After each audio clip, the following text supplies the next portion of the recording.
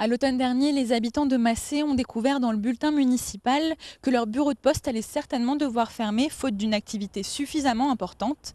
Cette décision n'est pas encore officielle, mais elle inquiète la population qui a décidé d'agir pour préserver un service public primordial dans cette zone rurale.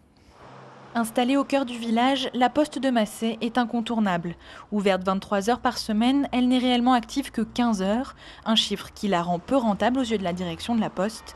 C'est pourquoi depuis juin 2009, une concertation est en cours avec la mairie de la ville pour reconvertir l'établissement en agence postale communale, une décision qui n'est pas du goût des habitants. On n'a plus de médecins. On n'a plus les petits commerçants, les petits troquets. Aujourd'hui, si en plus de ça, on nous dit oui, mais parce qu'on privatise la poste ou je ne sais quoi, ici à Massé, bon, c'est une petite zone rurale, ils iront bien à Vierzon, je ne sais où, on va la fermer, et puis de toute manière, il va falloir qu'ils s'y fassent. C'est pas possible. Pour faire valoir leurs arguments, Angélique et Thibault ont créé le comité de défense de la poste de Massé. À coups de pétitions et de marches silencieuses, ils espèrent conserver leur bureau et les emplois qui vont avec.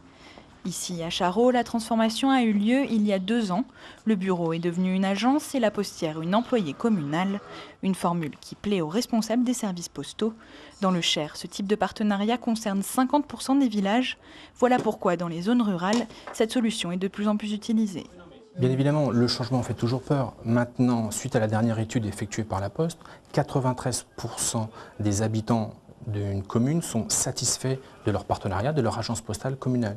Il faut savoir qu'ils y retrouvent un conseil adapté, un accueil, un temps d'attente et une offre de services qui leur correspondent. C'est la loi postale de 2005 qui régit l'organisation de ce service public. Une loi qui prévoit de mailler le territoire sans fermer un seul bureau de poste. Une commission départementale surveille toutes ces évolutions. Son président est d'ailleurs inquiet. Les aides apportées à ce qu'on appelle les agences communales au relais de poste sont remises en cause tous les ans. Et il est possible qu'un jour, ce soit les mairies qui aient assumé cela, ce qui veut dire que le service public ne serait plus équilibré sur tout le territoire, et notamment les zones rurales les plus en difficulté, les mairies ne pourront pas payer à ce moment-là. À l'heure d'une possible privatisation de la Poste, à Massé comme à Charroux, on compte sur les responsables politiques pour veiller sur les services publics de proximité.